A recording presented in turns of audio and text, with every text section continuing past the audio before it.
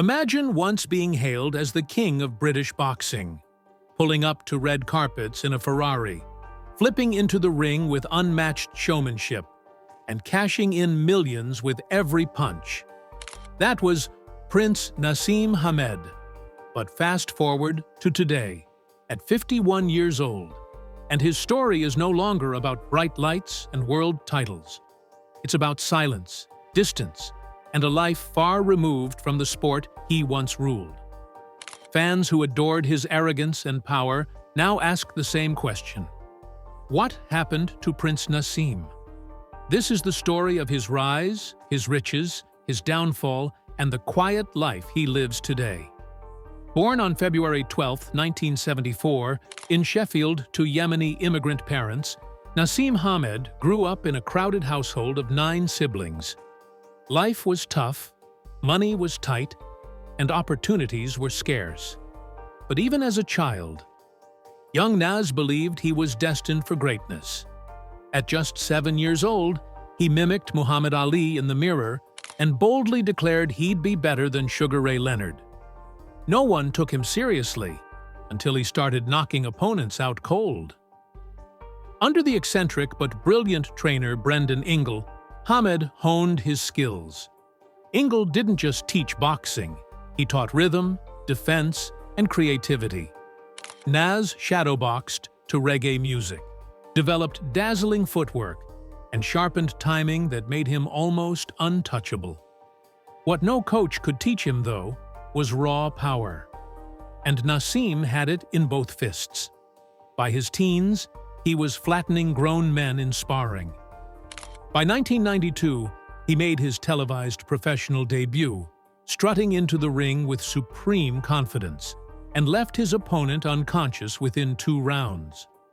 As his career skyrocketed, Hamed became the most polarizing figure in British boxing. Some saw him as a genius, others as a clown, but no one could look away. In 1995, he captured the WBO featherweight title from Steve Robinson, silencing a hostile Cardiff crowd with an 8th-round stoppage. The flamboyance, the no-look punches, the backflips over the ropes. Prince Naseem wasn't just a fighter, he was a performer.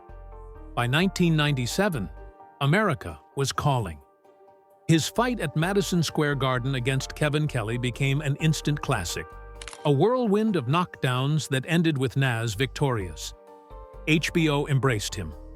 The global spotlight was his. With millions pouring in, Hamed lived like royalty. His entrances became theatrical productions, flying carpets, leopard print trunks, fireworks overhead. He boasted, "I don't need luck. I've got Allah," before knocking men unconscious with punches they never saw coming. But behind the bravado, cracks were forming. He split with Brendan Ingle, replacing discipline with yes men.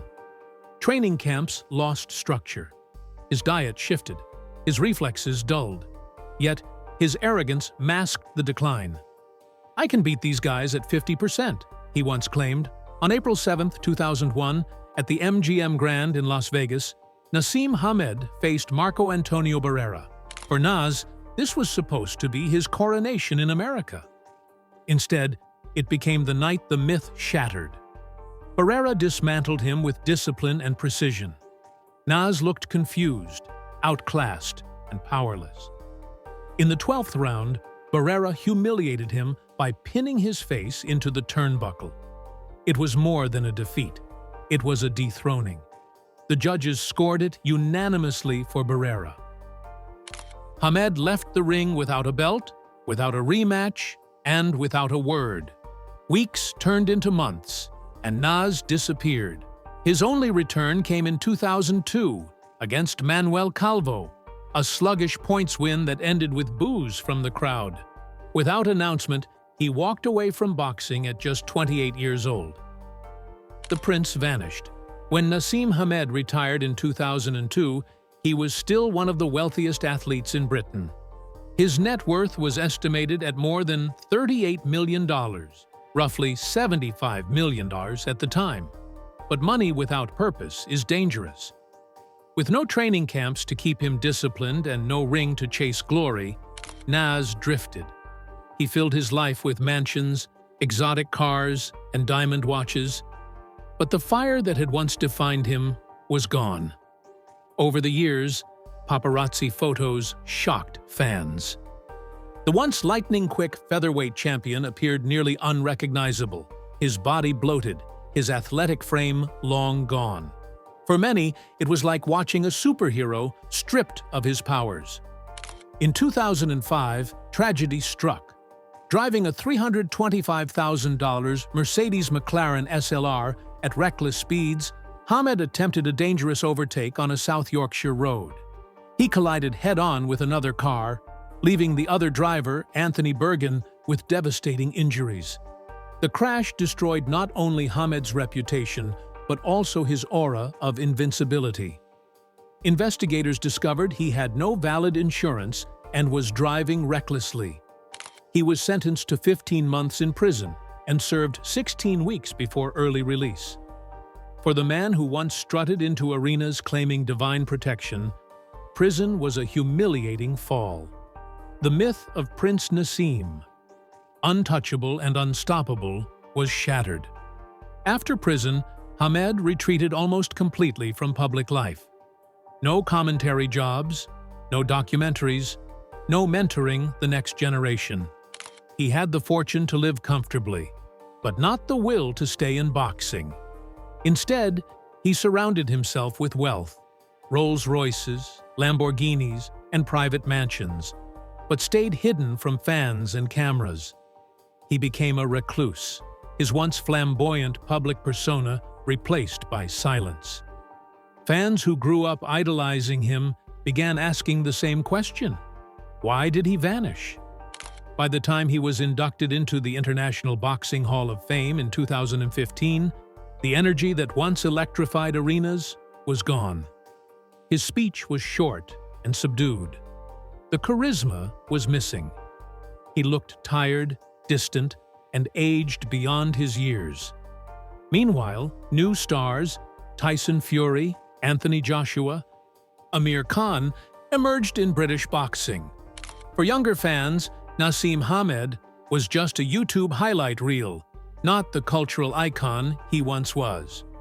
As the years passed, the physical toll of retirement became undeniable.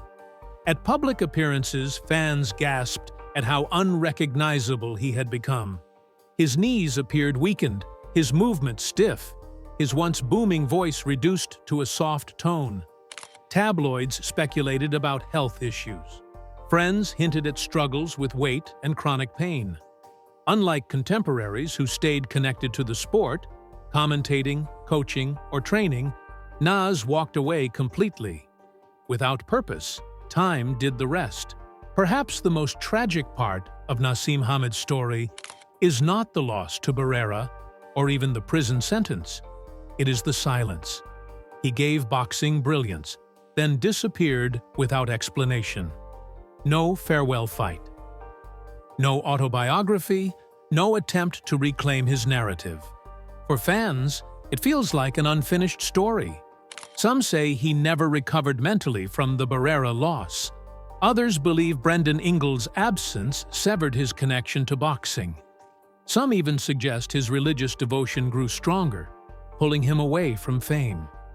But because Nas never spoke, the world is left to guess. Today, at 51. Now, at 51 years old, Naseem Hamed lives a quiet life, far from the bright lights of boxing.